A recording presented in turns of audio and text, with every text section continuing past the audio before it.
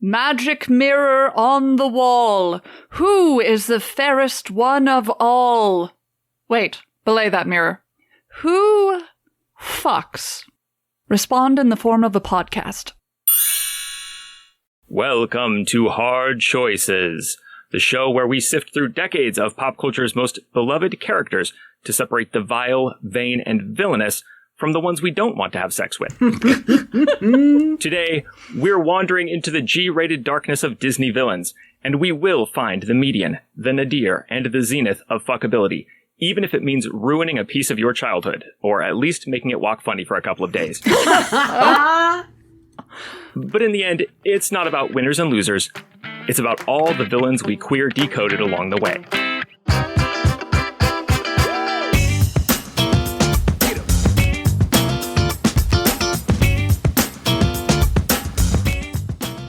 I'm your host, Kris Newton, and I'm joined today by my bumbling but lovable minions, Kit Mulkerin. Aloha! Stitch will not be in this nasty-ass show, so that's all you're getting from him. Marissa. My teeth and boners are bared, so be prepared. And MeganBob. Disney Plus After Dark. Get at me, Disney. I can make this happen. So we are here today to talk about Disney villains and fucking those villains. And I know that we have been waiting our whole lives for this conversation, some of us. But we do have to talk for a minute at the top about how we narrowed down this huge field to the 21 names we're actually going to talk about. Disney villains, they're like Disneyland. You're going to want to ride everything, but you can't. You physically cannot. You will die of exhaustion. You have to make a realistic plan. So we limited our list of villains to the Disney animated canon. So not Pixar, not live action, not direct to VHS, whatever the fuck, just the animated canon. From that field, we picked a really idiosyncratic list of villains. They're like the ones we cared about, balanced against what are the ones people would give us shit for not talking about. And I think vitally, our list does include animal characters. Mm-hmm. And I wonder if I can have you, Bob, explain how we're evaluating those characters, because you explained it to me, but I want to make sure I've got it right.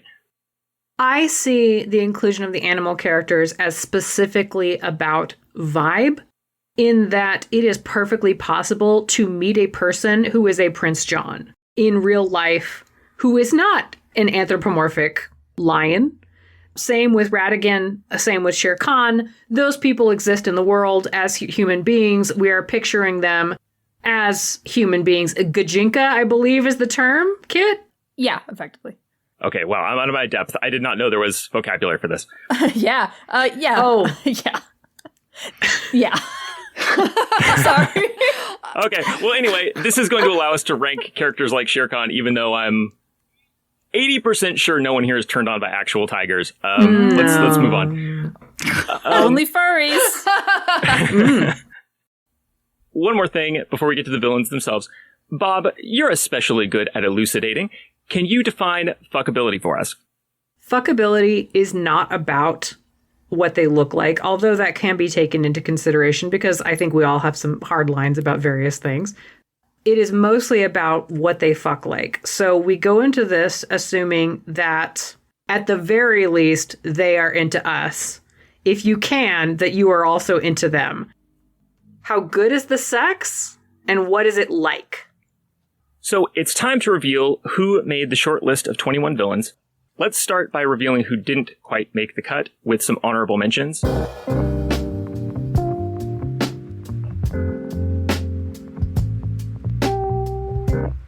Our first honorable mention for this episode is Alameda Slim. Slim is the villain of Home on the Range, which is a horrible movie that no one cares about. But I feel like he is somebody's perfect man. He is big, strong. He's this flashy cowboy who does magnificent yodeling, and he's been persecuted for his yodeling, but he found out that it mesmerizes cows. So then he takes revenge on all the ranchers who fired him for being a yodeler by yodel rustling their cows. What? And okay, so that's sort of like robber baron stuff, but at the same time, isn't he seizing the means of production? So these are heady questions raised by this horrible cow movie. Also, Katie Lang's song in Home on the Range is charming, I feel. Thank you. Fuck, I have to watch that now. now. I didn't know any of this. I feel robbed. Please don't make me responsible for people watching Home on the Range. It's an awful movie. I felt like it was important that we talk about Madame Medusa for just 1 second. If you're going, who? That's okay. She is the villainess from The Rescuers. And she just gives off a real, like, gin drunk fuck vibe. Like, drippy mascara, all of it. She's a mess. I'm kind of weirdly into it. And I'm okay that she's not on the list because I don't want to talk about that. But at the same time, I needed to talk about it a little bit. So, Madame Medusa, I mean, I thought about you, so there. I'm going to talk about Yzma, who is from the objectively wonderful Emperor's New Groove. Yes. Yeah. And the fact that this hilarious, power-mad woman who is voiced by Eartha Kitt is not included on this list is a goddamn travesty. And I just want to make that clear.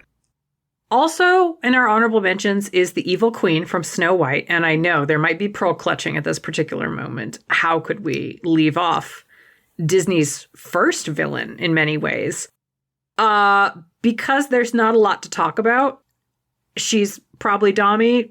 The end. There you go. You've gotten the hard choices experience about the evil queen.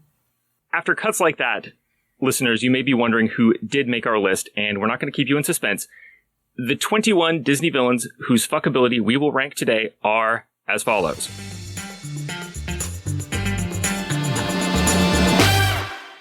Number 1, from The Little Mermaid, Ursula, the bombastic sea witch who grants Ariel legs, but curses her to lose her voice and curses the rest of us to read endless, facile takes about it. 2, from Beauty and the Beast, Gaston, a muscle-bound narcissist who makes the fatal mistake of coming between a monster fucker and her fuck monster. Number 3, from Sleeping Beauty, Maleficent, a dark fairy queen who commands all the forces of hell to mess with one particular teenager. 4, from Cinderella, Lady Tremaine, innovator in the wicked stepmother genre of horrible person.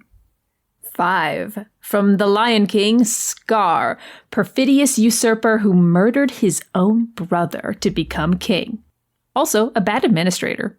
From Peter Pan, Captain Hook, a foppish pirate captain determined to murder Peter Pan. No judgment. From Hercules, Hades, sardonic god of the underworld, memorably portrayed by nobody. Just a phenomenal performance that spontaneously came into being without the involvement of any horrible actor. Number 8, from The Great Mouse Detective, the suave mastermind of mouse crime Ratigan, who is secretly a rat. Spoilers for The Great Mouse Detective. Number 9, from 101 Dalmatians, Cruella de Vil, a sadistic heiress and would-be Dalmatian skinner, driven to abduct dogs by her ferocious Nietzschean will to pupper. From Tangled, Mother Gothel, manipulative parent/captor to Rapunzel, who proves that the F in MILF can also stand for flea. From The Hunchback of Notre Dame, dour Parisian judge Claude Frollo, whose hobbies include child abuse, sexual coercion, racial violence, and prayer. Number 12, from Fantasia, Chernabog, the towering demon of Bald Mountain who inspires us to keep the spirit of Walpurgisnacht all year round. 13, from Jungle Book, Shere Khan, refined and vicious feline ruler of the jungle. Number 14, from Aladdin, the magician Jafar, not the obviously evil vizier that Agrabah needs, but the one it deserves. Number 15, from Alice in Wonderland, the Queen of Hearts, ruler of Wonderland and seasoned decapitatrix. Number 16, from The Princess and the Frog, Dr. Facilier, slick con man and practitioner of whatever Hollywood thinks that voodoo is. 17, from Robin Hood, cowardly Prince John, the phony King of England. He's here to tax the poor and suck his thumbs, and he's halfway out of thumbs. 18, from The Sword and the Stone, Madame Mim, a shape-shifting witch whom Merlin finds eccentric, and he's Merlin! Number 19, from Mulan, Shan Yu, ruthless leader of the Huns with a cool falcon and an uncool policy of killing civilians. From Atlantis, the Lost Empire, Helga Sinclair, a military-trained femme fatale, fully proficient in both slinky dress and tank top. And finally, 21, from Bambi, Man. like humanity as a whole. A massively destructive villain, tragically still at large. All right, that is a huge list, very competitive list. Let's start, as we always do, with the median. Marissa, who is your number 11? My number 11 is Shan Yu. Horse, hawk, slight invincibility, strong leer. He checks all my boxes. Marissa! He is also my 11! What? Is it because of the horse? Yeah. Look, I didn't grow up a horse girl like you. I have less depth. Okay. I get vastly less interesting and nuanced Khal Drogo energy off of him. But some Drogo is better than none Drogo. So. You know what? The proverb for the ages. I'm going to jump in here and say that I also have Shan Yu. What the fuck? This is wild. He's clearly in the middle of the pack. He's just like, he's evil and nothing else. And he's got like, the Falcon is just like, if he were an action figure, that would be his one accessory. And there he is. Oh, fuck God, yeah. did we 360 no-scope the median? Bob, take it home. Scar. Oh! Canonically plays with his food. I want to be his food. Number 12. Bob, who is your number 12? Jafar. So if you want to read fucked up Jafar content, go read Katie Roberts' book, Desperate Measures. It is Disney porn with the serial numbers filed off. Content warning, everything. Regarding canonical Jafar, seems like the kind of person who will seduce you over a long period of time until he gets you to beg, which, okay. Yeah, all right. Kit, who is your number 12? Gaston, super manly, which is gross to me. Definitely the kind of guy that thinks his dick is God's gift, but sex with that dick will make you an atheist, I think. Maybe I could enjoy this if I domed him. That's the only, yeah. Will he go for that? I don't. Yeah, that's the trick. A topic for later. That's the difficult part. For me, number 12 is the Queen of Hearts. Clearly, there's an issue with the beheading. That's not the kind of behavior I like to see in a sexual partner. But what I love about the Queen of Hearts is that she does not have the attention span to stick with any of her worst impulses. And so you get all the fun of being with a person who's like pretty much a bad person, but without a lot of the consequences because they just get distracted. Oh. Very domineering in a way that it could be appealing. Like she yells at you, but then she smiles. Marissa, who is your number 12? Okay, this is starting one of the Kris Newton patented tiers for me, which is queer-coded characters I'd like to fuck, or quills? Quills? It is Shere Khan because, oh my god, that voice. Yeah. Just close my eyes and talk to me, and anything you want. Kit, your number 13, please. My 13 is Captain Hook. Really? Yeah. He's got the big eyes and pointy mustache of a pervert. Like, he's just angry or frustrated all the time. A hook is not a sex toy I'm into. And he's probably got, like, all the pirate STIs. And yet, pirates can fuck. That is all. Yeah. Marissa, your number 13. My number 13 is Radigan. I don't know who in this group was talking about him as a pillow princess or in what context we were discussing this. I remember having this conversation.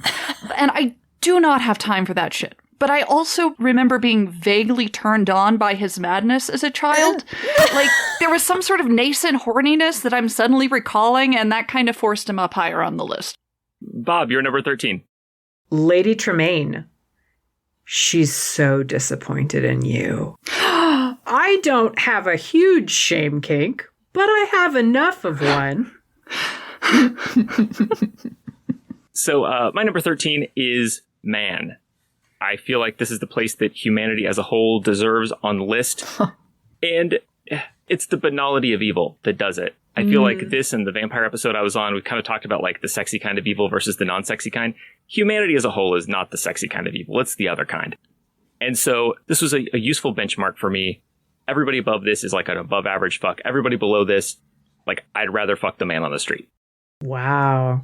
Can I build on that? Because man is my number 14 for many of the same reasons as you elucidated. I mean, part of it is, I've been doing it so far and it's fine. It's not great, but it's fine. I don't feel good about it per se, but I don't feel bad about it either. It's a cereal for dinner and watch Netflix in our socks afterwards sort of Tinder date.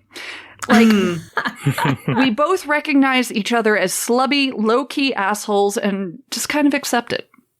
My number 14 is Gaston, who is, I would say, just below, like, a lot of the same problems as humanity in general, but more of him. And also, I feel like he's the kind of guy who, he may have certain assets in terms of, you know, what he's capable of in the bedroom, but it's not a question of what he can do. It's a question of what he will do. He's got very strong opinions about like gender roles. And I just feel like this is not a man who is reaching his potential in a sexual situation. My 14 is also Gaston. I think he's absolutely fucked those women that follow him around. Oh, yeah. And clearly he knows what he's doing because they're still following him around. So personality is a 0, but I think the fuck is probably a 7 out of 10. Which, okay. Kit, you're number 14. Mother Gothel. She will make you call her mommy, and if you don't, she'll play with your emotions until you do. I don't think she's a giver during sex, and she's not really hot enough for me to let that slide. Sorry. Number 15. You're number 15, Marissa. My number 15 is Maleficent. What? Yeah, I know. I just don't think she's motivated by sex. I mean, I'd fuck her, obviously. I'm not an idiot. But I have trouble believing that it would be passionate, wild, or hot, and the second she isn't totally pleased, I'll be sent to the dungeon. Well, I mean, the other dungeon. Who's your number 15, Bob? Big feels. Chernabog. He is a sexy monster man. That is worth a lot, but it is not enough to overcome that he has no desires other than mayhem and tyranny. I need my villains driven to the point of madness. I don't want to say that I'm the kind of person who's asking my monsters about their 5-year plan for world domination or for seducing the heroine or whatever, but in actuality, yes, I am that person. Like, if you don't show me the capacity to be unhinged in your obsession, my boner for you is going to be semi-turgid at best, it turns out. All right. Kit, you're number 15. Madam Mim. Maybe this is a big feels. Oh no. Oh no. She's going to lure me in with a beautiful young lady form and then mid-coitus prank me so good by shapeshifting into her Mima self with like a pig's face or something. Oh, like, no. as sexy as shapeshifters are, I think she's too mischievous to let me fully enjoy a secret Mima fuck. Number 15 for me is Jafar. Jafar, he's down near the bottom of the list. He's one of these guys on the list who I just feel like it's a dry hole. There's nothing you're going to get from Jafar in terms of your own pleasure, but Jafar has a kink. And if Jafar feels safe, he will express that. At least he will have fun. So I think he has a sexual identity. I don't love it, but it exists.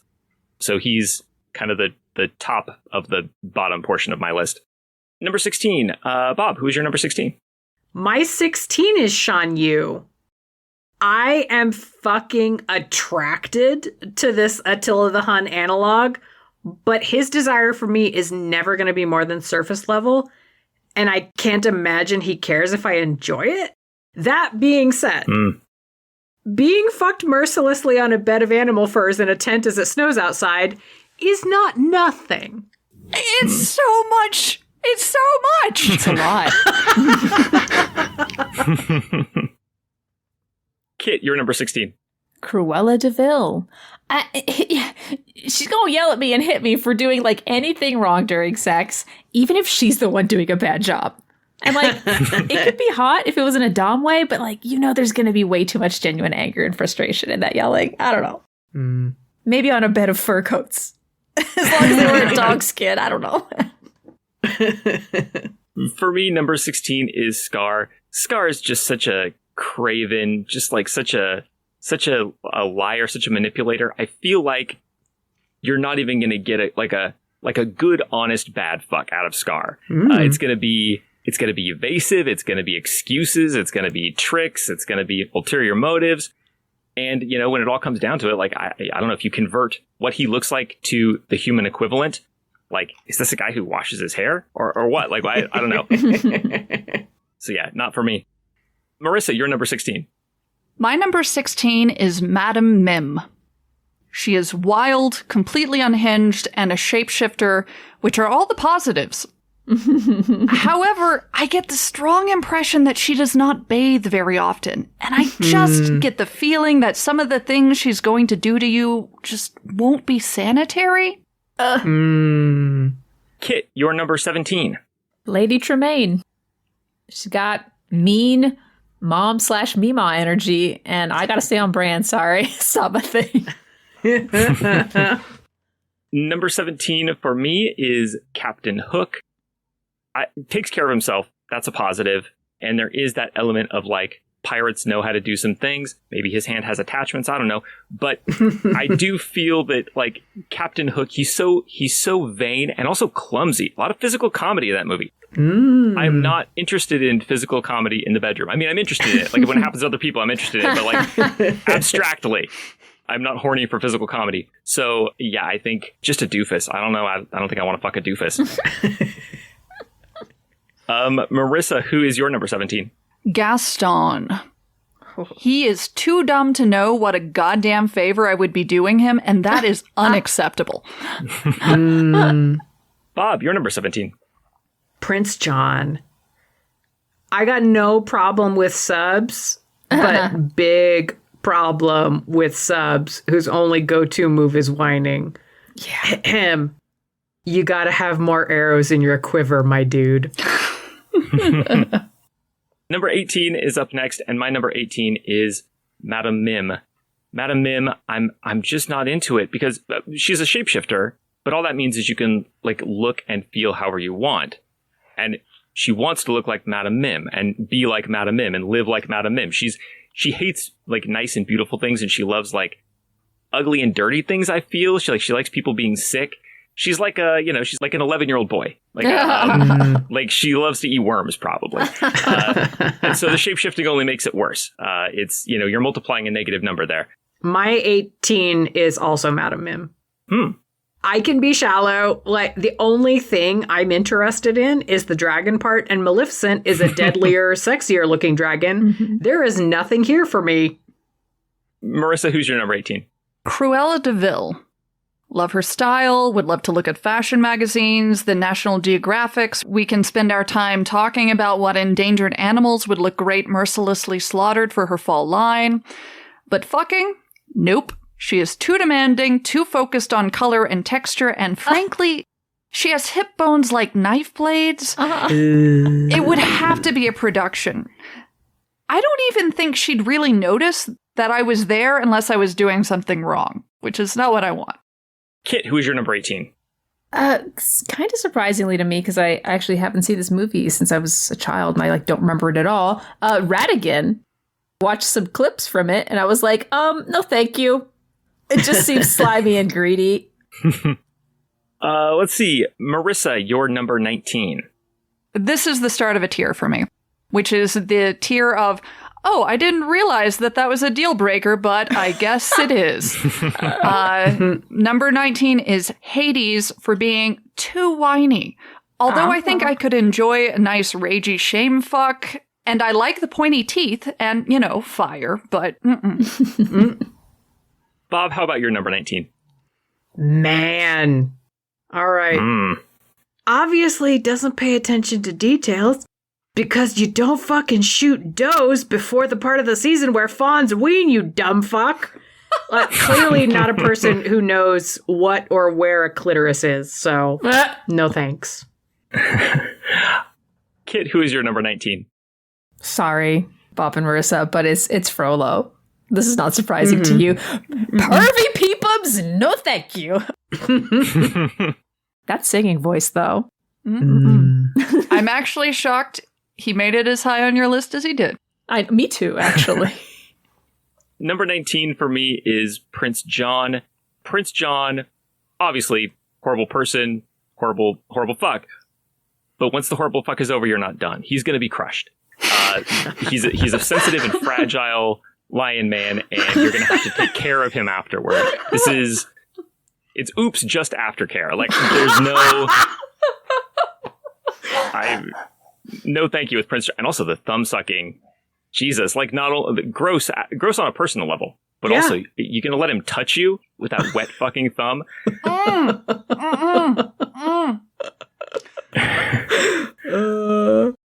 Bob, you're number 20. The Queen of Hearts. I'm a recovering gifted child. My greatest fear in life is being yelled at. I'm gonna bounce off of that. Queen of Hearts also. Why are you so mad? I'm definitely gonna get executed after this, aren't I? My number 20 is Chernabog. Physically, like, no doubt, he's a sexy man, he's a sexy demon. At least upper body, like downstairs, we don't know. But I think in terms of like his style of evil, he's so capricious. Sexy things happen in his segment in Fantasia, but they instantly end. It's like no sooner has he turned you into a sexy fire lady than he turned you into a fucking pig. And I don't think I think his cruelty will not allow him to sustain the intense fuck of which I know he is capable. He's not applying himself, you're saying. Yes, exactly. I'm gonna send a note home to Satan. Like, tell this Chernabog to shape up. Marissa, you're number 20. My number 20 is Captain Hook. Oh. Again, too whiny, much like Hades, but he doesn't have fire. I would like to play in his closet, though. Now we finally reached the nadir of fuckability. Number 21. Kit, you can start. Who is your number 21? Surprising absolutely no one. It's Man from Bambi. Listen, what drives one to be a furry or a monster fucker or what have you? Humanity is boring at best or just the fucking worst at worst. Enough said. Well, I mean, Man is not my number 21, but I will branch off of that. Speaking of humanity being the worst, my number 21 is Frollo, and this is I think my sole big feels, because I have to explain myself. So, I requested a rules change for this episode so that I would not have to take as a premise that I am attracted to Frollo in considering how he fucks, because the person I am in that reality is so divorced from me. Like, he's literally genocidal. Like, I don't think he could fuck someone who he was not, like, racially scapegoating. It's extremely disgusting. And the idea that I would be into that is like such an alternate reality that it's not even worth considering. So if I could give him like an incomplete, I would. There is no reality being monitored. Like, Uatu the Watcher is up there searching in vain. There's no reality in which I'm having consensual sex with Frollo. Marissa, you're number 21. My 21 is Prince John. Yeah, I'm really not into whining. The minute he says, I want my mommy, and starts sucking his thumb, it is over. And believe me, I will do something that has him doing that. So I just, I completely agree with Kris. Oops, all aftercare. No thank you. And Bob, you're number 21? Mother Gothel. Wow. She is fucking hot. But there are certain kinds of toxic that genuinely do scare me. And that level of unbridled narcissism and manipulation are too much. She doesn't even know that she's the villain. That's scary. That's a very strong batch for number 21, I feel. Who would have thought from Disney villains? But this is an extremely reprehensible group of people. You know, we've hit a low moment in our rankings here. We've hit the nadir. But that was the first act. You know what? We haven't even gotten to our I Want song yet. Let us sing that song now. Let's start moving up the list. And let's start with me. My number 10 is Maleficent, just barely above the median. I agree that Maleficent is not really into sex. I don't think she's motivated by that. I also don't think she's, like, this portrayal of her is sympathetic that came from, like, the live action movie. Like, fuck right off with that. Everything cool about Maleficent is that she's a bad person. She's straight up death cursed a baby. Her name means does bad things. Like, but if you let her just be that villain and she's cool and she's a dragon, I think you will have a sexy death, which I feel like deserves number 10. Marissa, who is your number 10? Also admit that this was a last-minute rearrangement because y'all made some good points about this. So my number 10 is Queen of Hearts. She is absolutely fucking insane, but look in her irisless, rage-filled eyes and tell me she does not fuck. Might I bleed? Obviously, but I think you misunderstand how I might value that in an encounter, and that's on you. Bob, who is your number 10? Ursula. Oh. Something about her just says, my personal mission is to make you come until you cry. And then she just laughs while she wipes away your tears. But you're saying number 10? Yeah, I know. Against all fucking odds, Kris. Against all fucking odds, number 10. I'm very confused, Bob. Okay, we'll unpack this later, but... Well, I mean, this bodes, I guess, well for Bob from 1 through 9, huh? Kit, who is your number 10? Hades. Wow, can you say mess? I've said before, I love funny people, but I think the anger and control issues would leave me with mixed feelings afterwards. He's the spicy goth fuck that leaves you with a weird burning sensation afterwards. Marissa, who is your number 9? Okay, and I forgot to mention, right now we're in the very middle of my tier of, like, angry doll mommies is, I guess, what I should call it. My number 9 is Gothel. Listen, I know she's only interested in herself, and basically everything I said about Cruella can also apply to her, but I also think she's hot, so shallowness wins yet again. I'm going to jump right on that. My number 9 is also Gothel. I think that rate is exactly right. Like, she's only into herself, but she is hot. And you know what? Sometimes that self-centered insecurity, sometimes that hits just right in bed. Like, it's not the coolest thing about me, but honestly, sometimes it's just right. So I think you're going to have a good time with Mother Gothel, but she does like to neg you. So in terms of, like, the doms on the list, I think she's lower down. Bob, who is your number 9? Big feels. Radigan. Oh, hello. MeganBob, professional monster fucker. Nice to meet you. He is a Jekyll and Hyde, except that both sides are evil just in different ways. One side is the fancy lad who wants silk sheets and plies you with champagne and takes off everything neatly to fold it before getting naked. The other side is an absolute monster who uses claws to tear your clothes off and leaves gouge marks on the headboard. Kit, who is your number 9? Jafar. God, I hate that facial hair, and I can't imagine him doing anything during sex that would make up for it. But he kind of femme, and his clothes are fierce. So he just accepts a doming, maybe. We're on to number 8 now. Bob, who is your number 8? Maleficent. I have a huge boner for evil but impeccable manners. She goes on a revenge spree because of a social faux pas. Do I want a vengeful Emily post-fuck? Maybe so, but I bet it's fucking great. Kit, who's your number 8? Dr. Facilier. Keith, motherfucking David. Is he going to invite his friends on the other side? God, I hope so.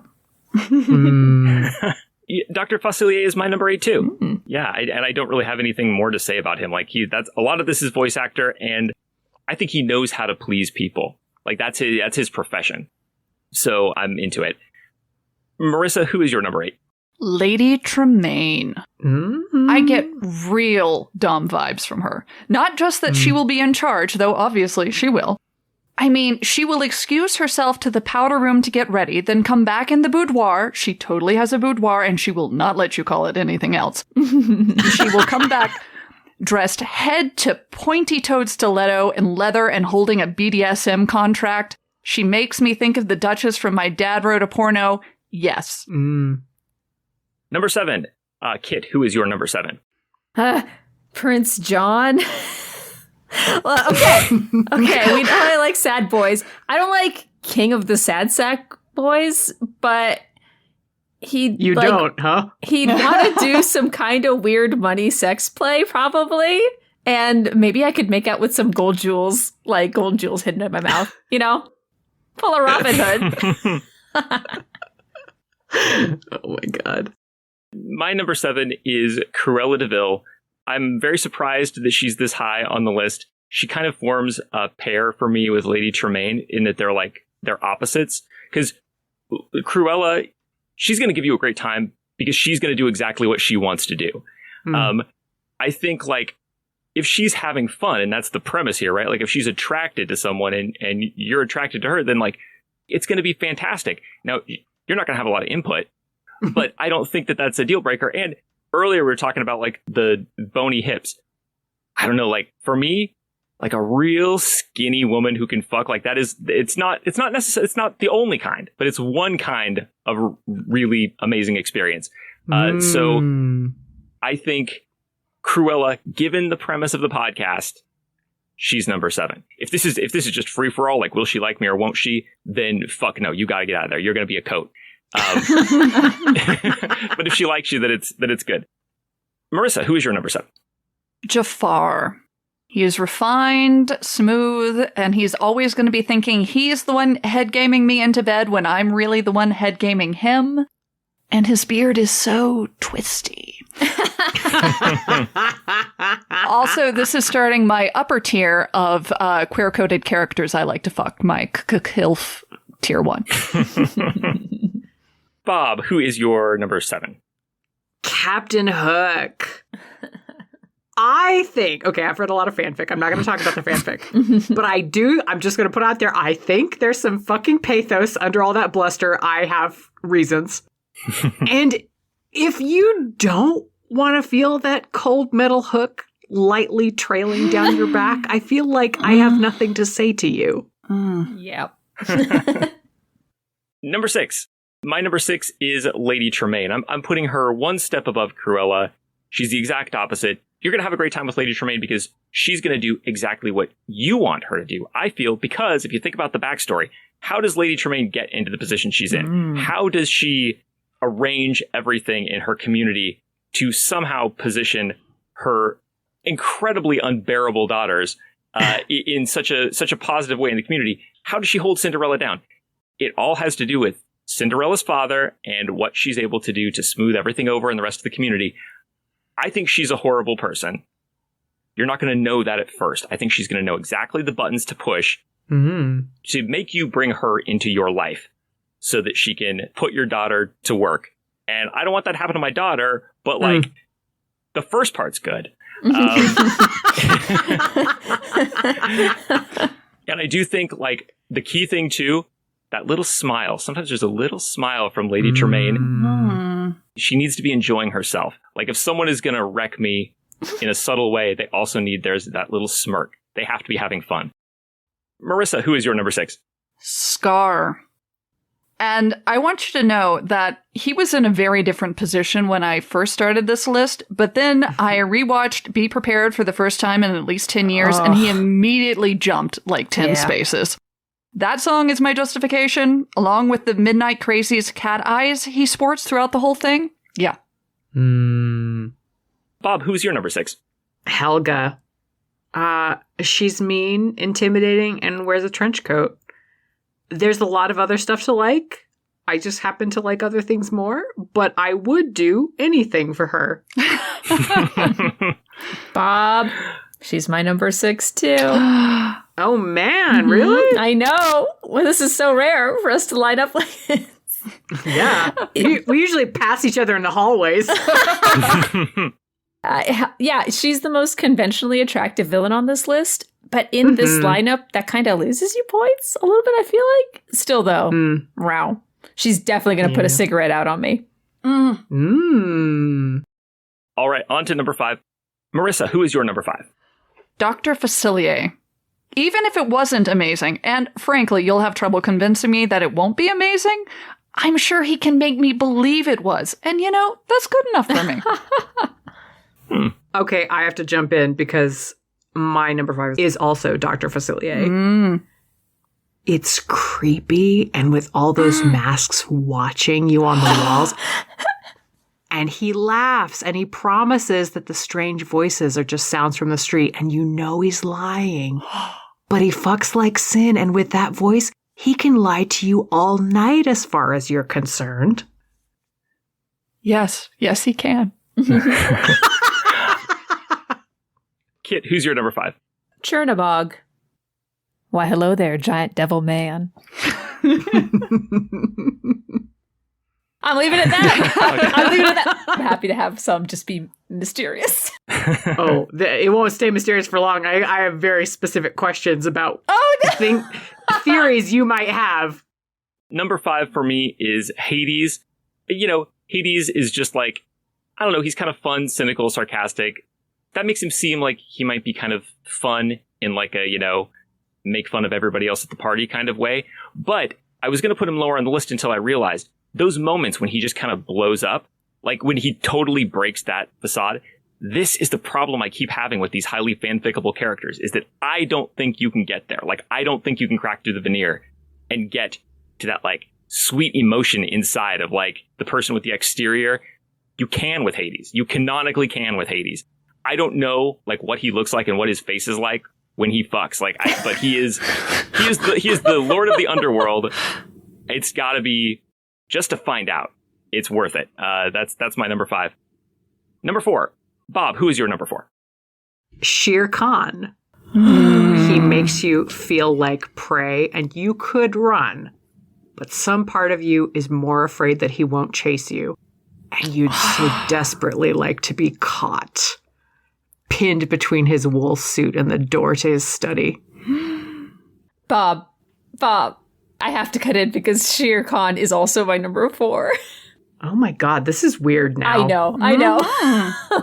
Like, I feel like he's got the biggest top energy on this list. Like, I have a hard time imagining him wanting anything other than the destruction of humanity, but like, hey, same seas, but just kidding.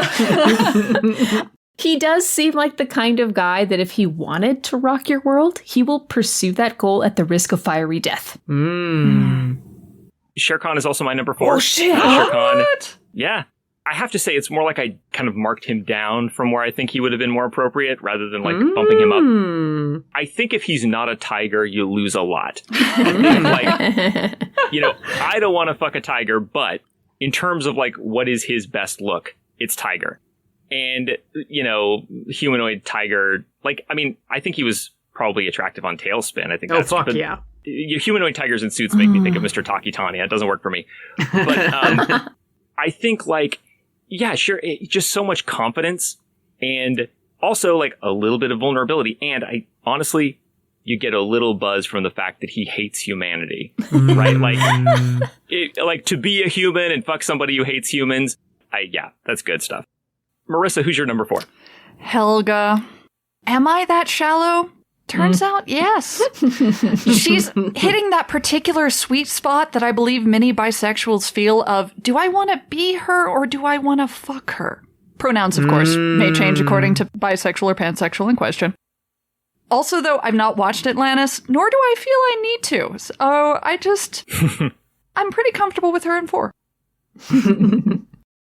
Number 3, Kit. Who is your number 3? Maleficent. Beautiful shapeshifter. I would be a little afraid of offending her in like any way at all and getting cursed. But worth?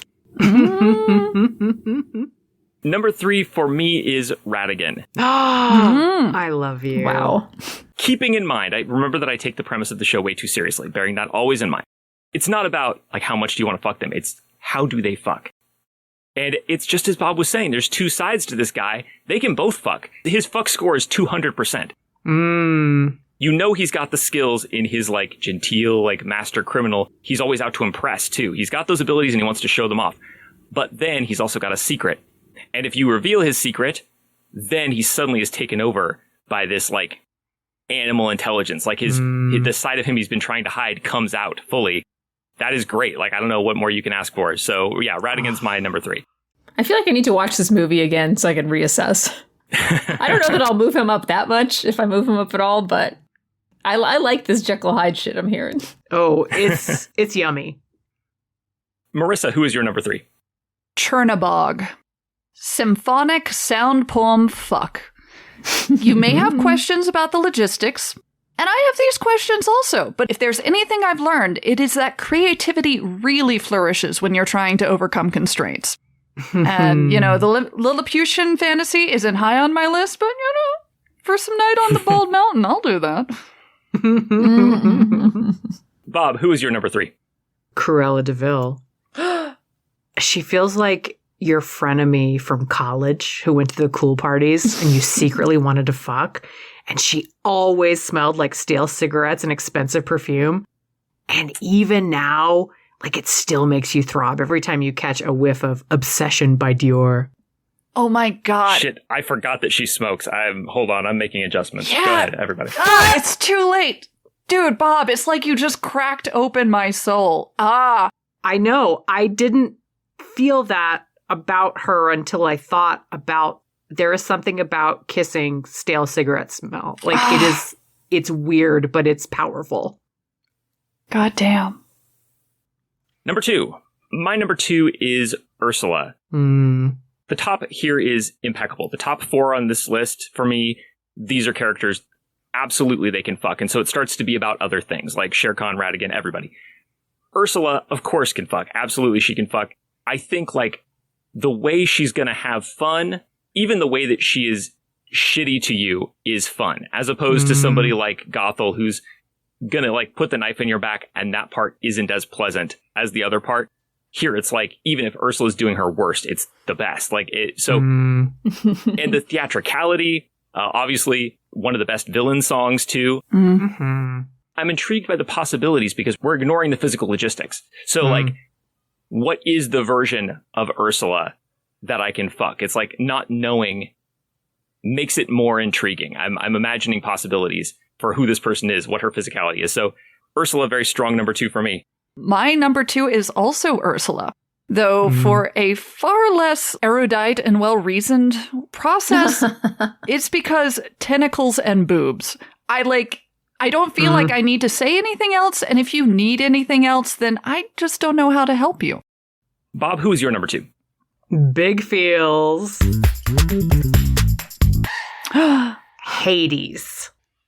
Everything he does in the film goes wrong. Everything. Sex with him is going to be grand plans followed by disaster. And he's going to either flame out or start making rapid fire excuses. I fucking live for the moment where someone is forced into vulnerability and they're unhappy about it. That's a fucking Mario star power up to my boner. I would not be able to physically stop myself from tackling him to the ground and, like, ripping his robe off right then and there. The real question is, honestly, is Hades ready for my boner? Man, you really do want to get cum in your eye. If you want to know more about that joke, listen to the Vampire Hard Choices episode. Kit, you're number 2. I gotta give this character my last big feels because they're my favorite Disney villain. Scar. That voice. And best villain song. I know Bob and Marissa have other opinions on that, but, like, it's so well written. I mean, Marissa quoted it in her stinger. It's just so good. Could I somehow make a deal with Ursula to steal his voice so I can have it? This isn't even about sex anymore. Okay, I should go back to the sex stuff. So, anyway, I kind of like that he's got that femme queer coding thing. I don't know that he would be great. It seems like the kind of person that's wanted control for so long that he's only willing to be a top, but that's not like bad. I just talk to me, baby. Just give me that voice. Yeah. On to the number one spots, the most fuckable Disney villains. Undoubtedly, we're going to have unanimous agreement about like the general kind of thing we find sexy in a person. So let's just start. It's a formality, but Kit, who is your number one? It's gotta be Ursula. You know, I wasn't expecting her to beat out Scar, but she is the monster fuck on this list. She can shapeshift. She can make me shapeshift into a phenotypic male body if I gave her, like, my voice or some shit I don't need. Whatever, baby, take it. Take me. My number one is Helga. And, you know, you can't pass up. So, like, something like this doesn't come along so often, yet you have to take her up on this. Because the thing with Helga is, she is, like, truly the femme fatale. I will argue that her introduction in Atlantis, Lost Empire, is probably the sexiest introduction of a Disney character, in my opinion. The thing is, though, she's got that femme fatale thing, right? She's going to soft pedal you. But then, like, the tough person who's underneath, when she turns murderous, like that turn for the femme fatale, she's equally good in that role. She's like the person who's like a great Clark Kent and a great Superman. There's no decrease in her value as like a sexy, sexy woman when she flips the switch. And she helps the heroes at the end, but not because she's got a heart of gold, but because she needs revenge. Like, she becomes the villain to the villain. She becomes, like, the dominant villain. So, yeah, super into Helga. Bob, who is your number three? I know. Everybody's very disappointed in me. I'm disappointed in myself. It's Frollo. There is a Tumblr called Sorry Mom, I Bang the Worst Dudes. My feelings are too vast, raw, and dark for a big feels. If you want me to reveal my darkest heart, you'll have to ask, thank you, Mom, for not listening to this show. Man, this is a Patreon fucking thing right here, Bob. For $20 a month, get Bob's darkest feels. All right, so that only leaves Marissa. Marissa, who is your number one? Okay. I have had no big feels because I only have the biggest feels. My number one is also Frollo. And in the eternal words of Sophia Petrillo, buckle up, slut puppy, because this ain't gonna be no cakewalk. I have a gigantic fucking treatise, and you are gonna have to listen to all of it. It starts with a story, which is also a history, but it feels better to talk about it as a story.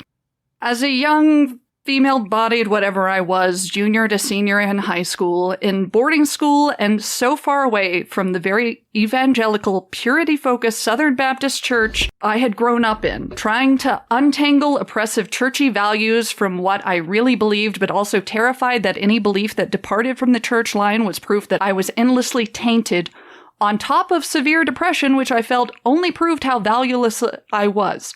I was amid all these institutions I wanted access to, academic, religious, artistic, but they were all things I felt I could never be taken seriously in, as a young woman with blonde hair and big boobs, not attractive enough for the, quote, easy road popular media suggested was given to beautiful people, but still fitting within some simple algorithm of commercialized sexual desire.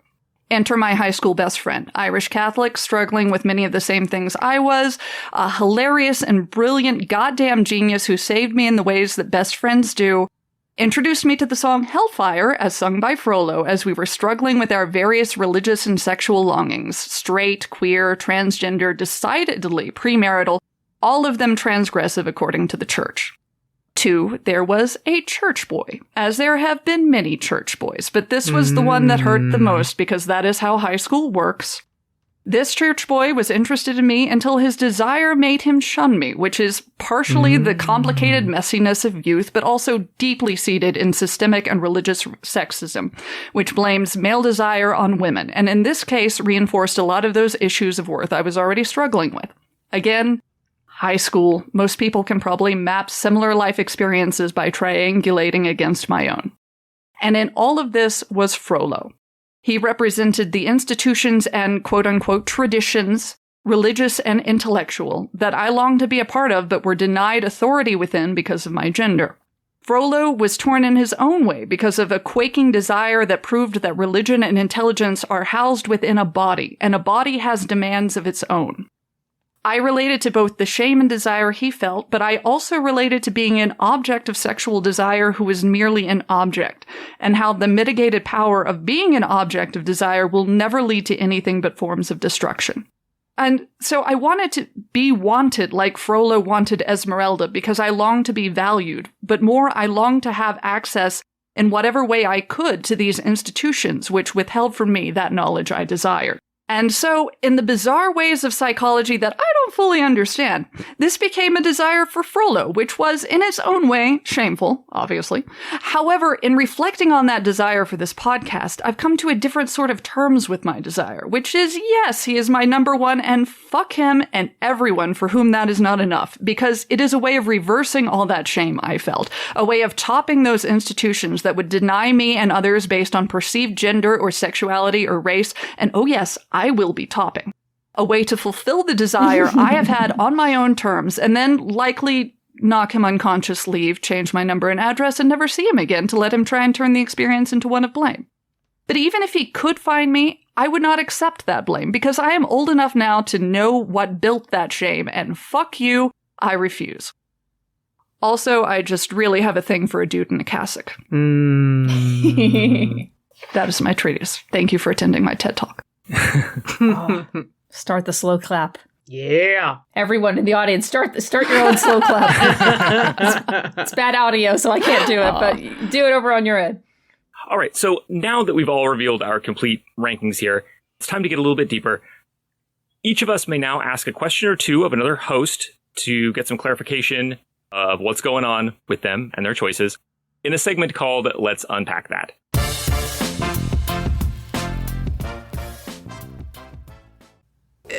Kit, also, frankly, Marissa, I'm very curious for both of your takes on this. You both put Chernabog considerably higher than I did, which I am totally fine with. I get the appeal. I just needed different things for my monsters, I guess.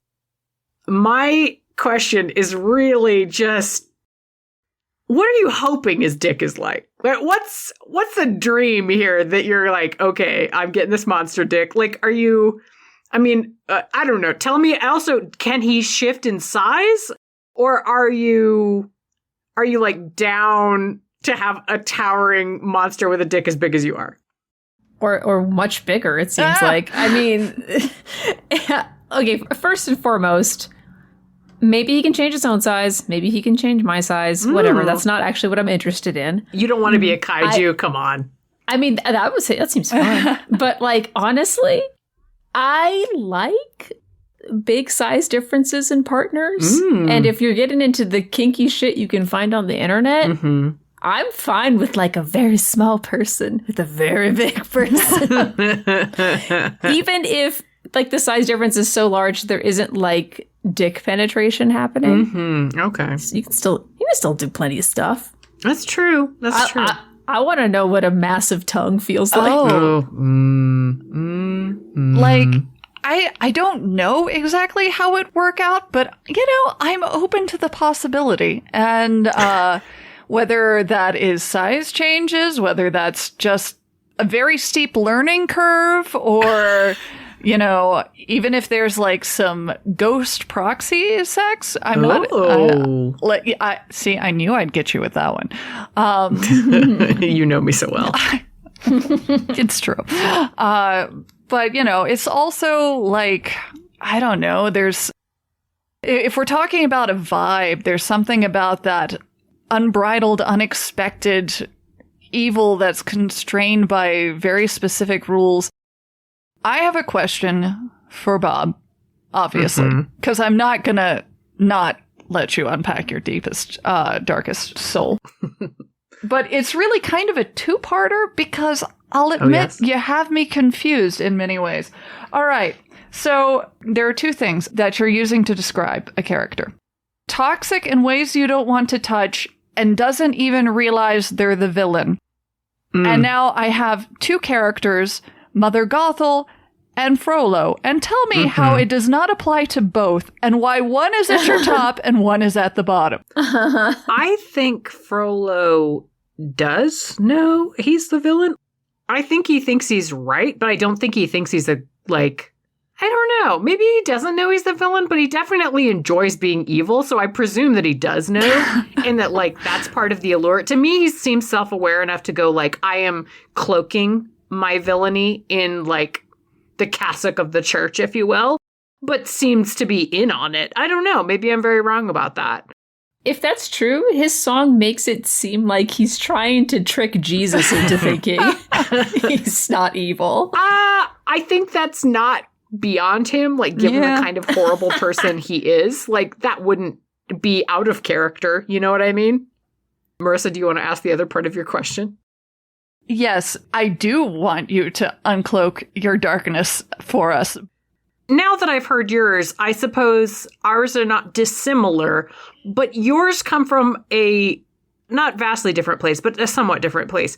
So I do want to make clear up front, I condone nothing about him, and I have no interest in redeeming him. Oh, yeah, absolutely.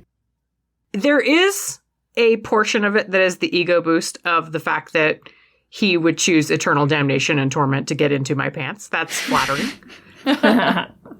Kris mentioned in the vampire hard choices about hate fucking someone from the front row.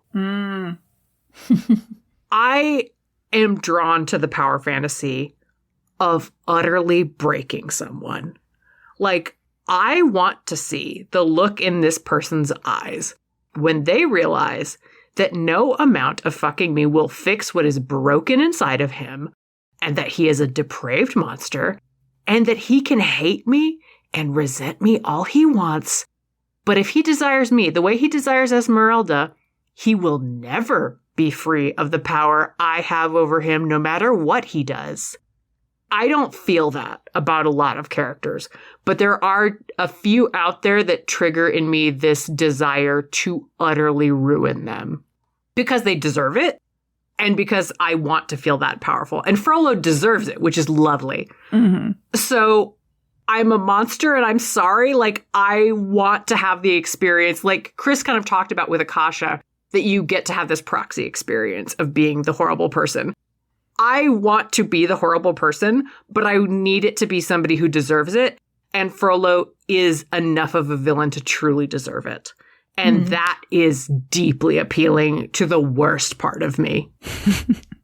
I agree with that. I do not feel bad. Yeah. I want to see the light in his eyes die. That just sounds really hot. I'm sorry. It's a kind of power fantasy that you can only do to people that fucking deserve it. If you're a good person, and I flatter myself to think that I'm not I am a monster, but I'm a different kind of monster, that yes, he would deserve it, and that would be great. Kris, I have a question for you. You mentioned that Jafar has a specific kink. I don't know what it is, but I am very interested in your thoughts.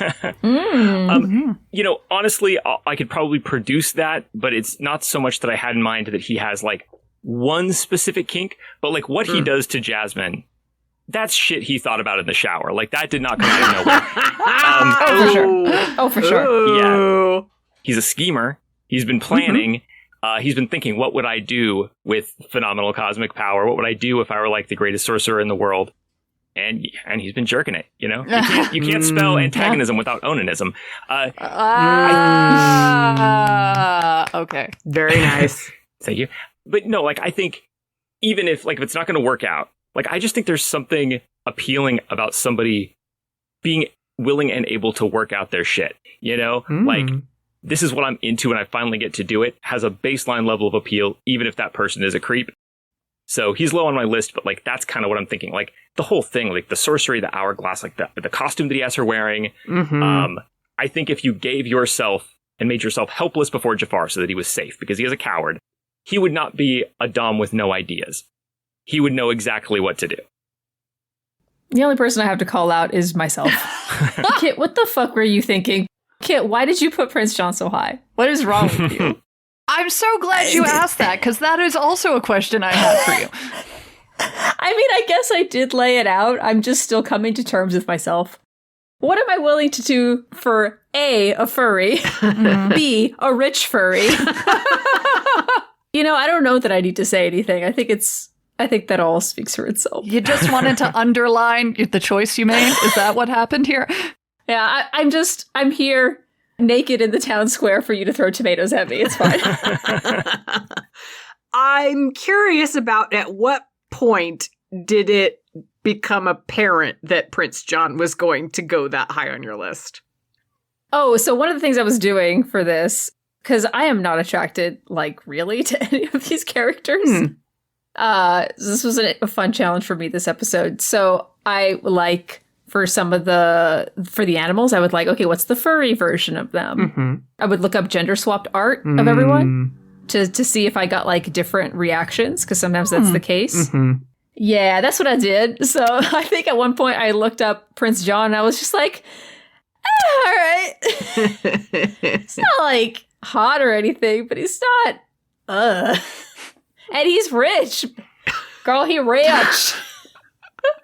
He rich and easy to steal from. Wait, hold on. Okay, back the fuck up. And I wouldn't feel bad about it. Now I am wondering if your kink is not necessarily about this character so much as being a rogue. Is that the boner? Dan did remind me, I believe, that one of the characters that I was very close to playing in League was Robin Hood. Fox Robin Hood, who I really do love. So, yeah, maybe it's there. Maybe it's just the Robin Hood inside me. You just want to steal from the rich. Yeah. Yeah, I just want to, fuck the rich and then fuck the rich. Okay. That's noble. Yeah. It's so interesting. This isn't directed at anyone in particular, but there's a lot of hate fucking happening on this list, and I find it's so strange to see it side by side with the other regular kind of fucking. On a list of villains, it's there are certain bad people who just I'm all in fully, and it's not about that I hate them. It's I just want to fuck them. And then there's the other side where it's I hate that person so much I just have to get in there and fuck them. And it's weird to quantitatively compare those two things, because to me that's two different functions in your brain. I don't disagree, but I did just kind of get distracted looking at gender swap Disney characters on my phone right now. Dude, Cruella de Vil is the best. Oh my god. I get lost in Pinterest holes for Cruella de Vil. Kris, I got another one for you. Queen of Hearts, you said sometimes she smiles. My dude, when? I do not remember this. Okay, I have the vague sense that at one point she does a maniacal, terrifying rictus grin. Is that what you're thinking of, or is there another one that I missed? There are... Hold on, I'm going to Google Queen of Hearts. Okay. And I'm going to... Google Queen of Hearts. It's the first image is of her smiling. And what's telling to me about that, she's pleased with herself. That I don't know exactly what scene this is, but this is the Queen of Hearts just being happy to be a queen, and everybody's afraid of her, and for a moment all is right with the world. Oh, okay. All right. Yeah, her little self-satisfied. All right. That's a grin, but all right. I see your point. It's just this is just emotional popcorn shrimp. This is just you're with someone who is at any given moment, it's so easy to make them happy, and it lasts for 1 second, and then they're mad at you again. And vice versa. So it's such a roller coaster. Unrelated, but also Queen of Hearts. I think we have to mark down the value of she might behead you for the fact that she's in Wonderland. I feel if you get beheaded in Wonderland, that's not such a big deal. If we get to convert Shere Khan from tiger to tiger-like man for purposes of figuring out if we want to fuck him, I think we can translate in real life. She's not cutting your head off. It's something a more realistic, inappropriate physical expression of disapproval, which I could maybe get into. Weirdly, the fact that she's less likely to behead me makes me less interested. So I'm oh no, I want real life or death stakes here. What's the secret spice in this fuck otherwise? Okay, the only thing I want to say before we leave this section is I feel like you all are sleeping on Captain Hook in that he is an obsessive person. I take Kris's point about the physical comedy. That's a real risk. I get you. But, like, Hook against your skin, man. I don't know. No. Yes, actually. What are your... Yeah. The only reason Hook was as high as he was the pirate thing. But everything else is a no. Okay. I see what you're saying on a tactile level. Yeah. But I don't think Hook has the confidence, let alone the dexterity, to go for it. Like, I don't think he'll make that move because he's so, like, this is a character who is, like, he's afraid of death. He's afraid of this little boy who makes fun of him. Like, he's just, like, he's so afraid of, like, looking foolish, yet looks foolish at all times. I don't think he can do it. And that's the tragic case of the person, they don't fuck, but they could fuck. See, maybe then I get, this is my area where I take on Kit's, like, I'm gonna teach him. I will.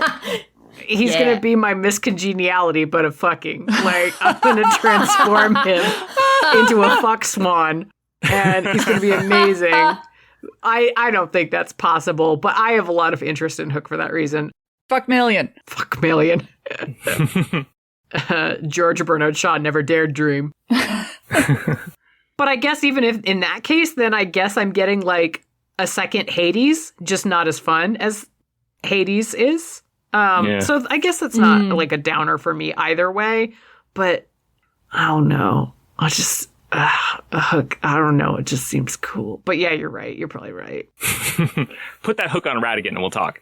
Oh, fuck. Radigan. Why did I should have put him much higher, but I was like trying to go, okay, but like, do you really feel this way? Yes, I do. He should have been like number 3. All right. So I think everything has been unpacked. We got shit everywhere. We should probably talk about the results on this list. I have done the math. I have done the spreadsheet. Starting at the bottom of the list. Tied for number 20, I have Madam Mim and Man. Sorry. No offense to Man, if you're listening. At number 19, we have Prince John. At number 18, the Queen of Hearts. Tied for number 16, we have Captain Hook and Gaston, who maybe would get along. Yeah. Number 15, we have Mother Gothel. Number 14, Sean Yu. Number 13, Lady Tremaine. And number 12, Cruella de Vil. We've got a 3-way tie for number 9, which kind of forms our middle spot here. And that's shared among Chernabog, Jafar, and Radigan. What? I know. Wow. Did not expect that. Yeah, I mean, what we've arrived at finally at the end of this entire process is a middle chunk that I think we can all agree is fucking wrong. No matter where you stand on any of this.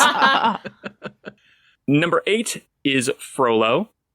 Number 6 is Hades and Maleficent, tied for 6th place. Oh, they'd have fun together. I mean, she'd kill him, but like it would be fun for him in a different way, and she would enjoy killing him.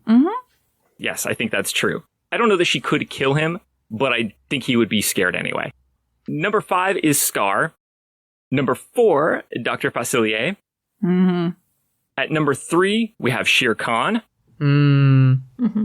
At number 2, Helga. Yeah.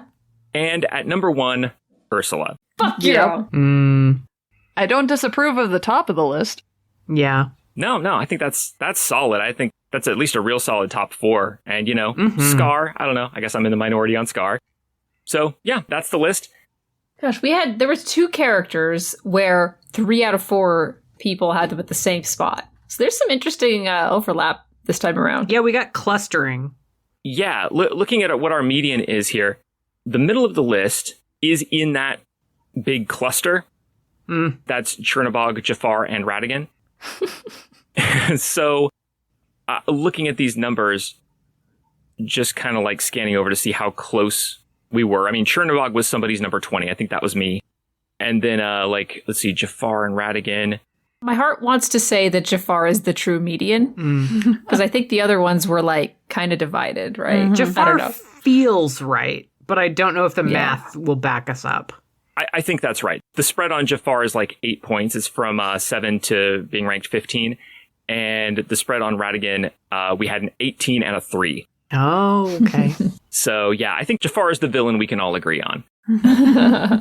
I feel good about that as a median. I take Chris's point that this is a very bizarre list because there is a mix of the hate fuck and the traditional fuck side by side in this list, and that makes it seem like we're pro all of these fucks, and that is categorically not the case.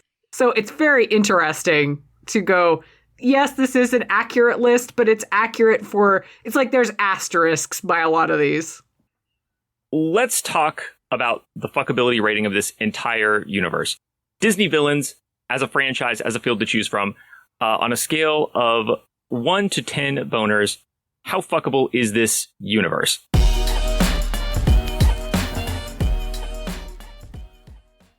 I've been thinking about this for a while, and I think that while I bring a lot of horniness to it, it does not inspire a lot of horniness in me necessarily. What I can read into it is interesting, but textually, it's not as rich as I would prefer it to be. And for that reason, I think I have to come down at 6 boners, despite the fact that I see a lot of potential, but a lot of people at Disney, maybe rightfully, pulled back at the final hurdle and didn't take the characters there. Very few of them present any kind of sexual energy, and that's a damn shame, but perhaps better for all of our collective childhoods. I agree with you in so many ways on this. Like, I feel like there's an element of sexuality that certainly existed back when they're, like, nascent childhood sexualities towards some of these characters where you're like, I don't know why I feel this way about them. It's kind of weird, but there's something there that is too big for my brain to fully grasp what I'm feeling right now. And I think that that's one of the things that some of these villains do, is give us the space to start to explore and have these feelings in a way that, it's kind of weird and you wouldn't do anything anyway because they're the bad guy. But as you get older, you're like, oh yeah, that was kind of a boner. A proto-boner. A proto-boner. And so I think there's like a certain nostalgia boner. That sounds weird, but it's there. That is more present than I think like my current horny feelings toward it would require a lot more work on my part than I'm willing to put into it. So I'd say this universe is pretty low with a few notable exceptions, but probably somewhere around like, I don't know, 4 boners, 3 boners. I'm going to stick with 3 boners, I think. Wow. Yeah, I think I'm going to have to give it a 5, which I think is my lowest score yet.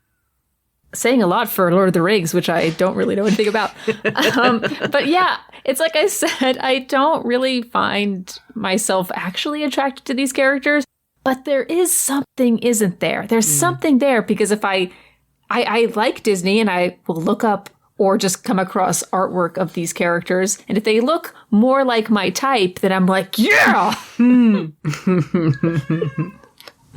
Oh, my cat's telling me to wrap it up. All right. Anyway, 5 boners. I'm in the same place, I think, as Marissa is. I'm vacillating between 3 and 4. Although I'm on the same page with everybody. I think, like, there is something here. It's just that everyone here is seen through the lens of children's entertainment. And so you inherently have to make a translation. Like, you can't just imagine, Cruella de Vil walking from a scene in 101 Dalmatians and then going and like fucking a guy in like a deleted scene. Like you have to translate this into a different take. And when you do that, the psychologies here are interesting. So it ends up kind of wide open. It's not so much how do you feel about them, but like once you are required by a podcast to think about how they would fuck, then it opens up. Then it becomes interesting. So I think for me, like, it's got to be a 4 only because it's only at the very bottom of the list that I find these people highly objectionable in terms of like a sexual experience, and the ones at the top are legit. So I think it's going to be 4 for me. What did any of us learn today? from this experience. I mean, I guess we've been pontificating a lot for a podcast about fucking Disney characters, but if anybody else has any more deep thoughts.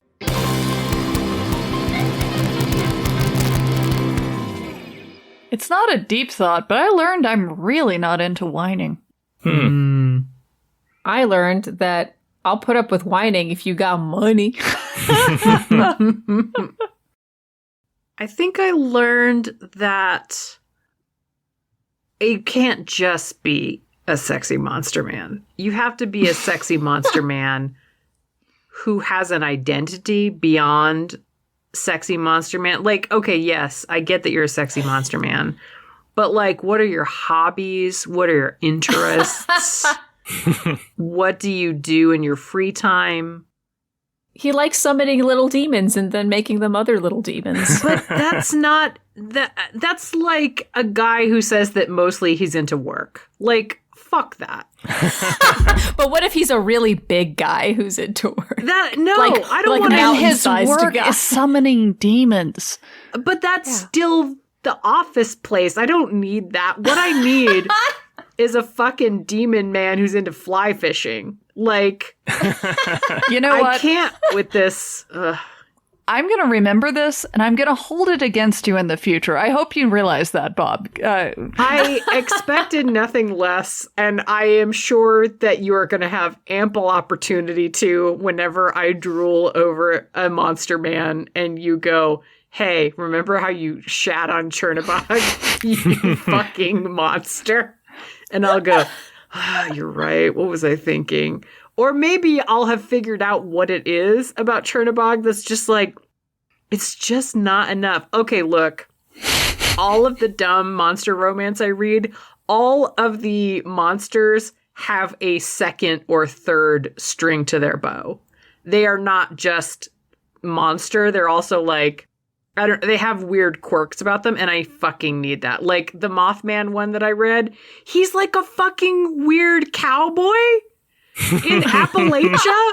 Like, that's what I want. I want somebody who says like weird cowboy shit. That's awesome. All right, great. Give me Cowboy Mothman. Just regular ass Mothman. That's not nothing, but you know. Okay, so I did learn something today. This is a weird note to end the show on, but just like as a random, like I'm looking over the evidence here, I'm looking over the data. I came into this podcast with the sense that I really disliked needy and insecure people, and the data shows that that is not the case. In fact, because of what they're able to offer in the bedroom, I am interested in people who just have a lot of shit going on and need you to fulfill something in them that you cannot, in fact, fulfill. Look, that is not unusual. You're in a safe place. So that's it, except for plugs. So we are all, in one way or another, involved in a podcast relationship, if you will, with Garden Plots with Skeletor. A podcast about what if Skeletor, you know, from He-Man and Masters of the Universe, you know, that guy, the memes and stuff. What if he had a gardening podcast? Yeah, what if, audience?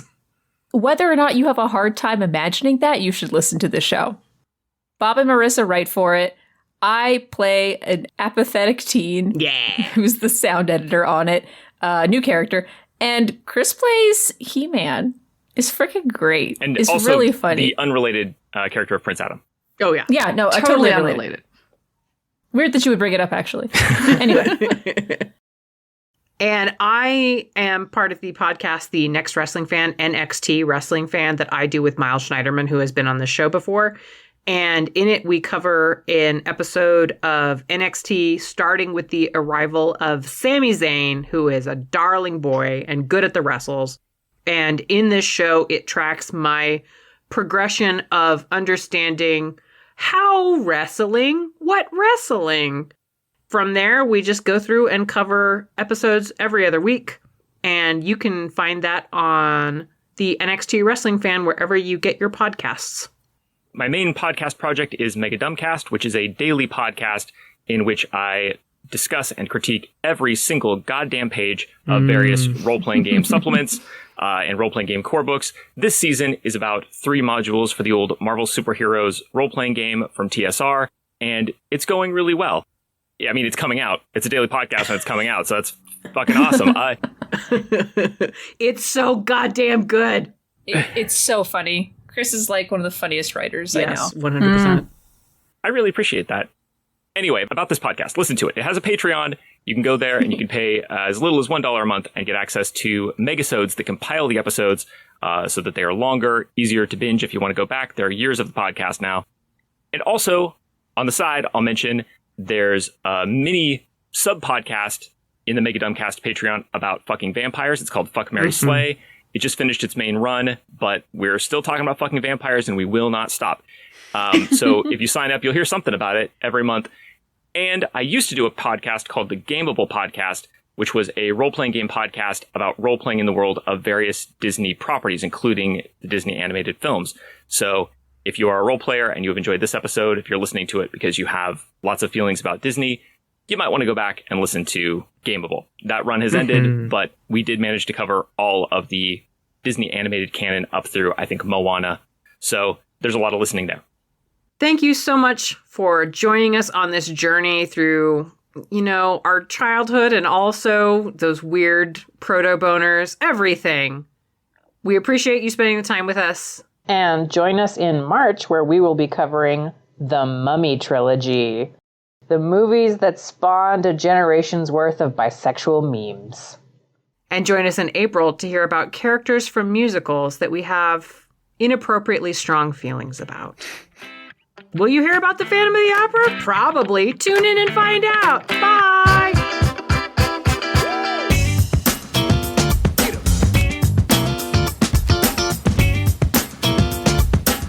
This has been Hard Choices. If you want to show your support and get even more goofs from behind the scenes, visit patreon.com/hardchoices and become a patron. You'll get exclusive voting rights and participation in every weird new thing we do. If you like the show, please consider leaving a 5-star rating and review on the podcatcher of your choice. It shows people what's fun about the show and makes it easier for others to find it too. Hard Choices is produced by MeganBob. Our theme song is Funk Me by Soundroll. This piece and all music used in this production is licensed through Uppbeat. You can find details in our show notes and listen to more great tunes at uppbeat.io, spelled UPPBEAT.io. The Hard Choices logo is designed by Claire Mulkerin. If you'd like to get into touch with us, look for the Smash Fiction Fan Faction on Facebook and join the conversation. Thank you so much for listening and hanging out with us. You're a peach!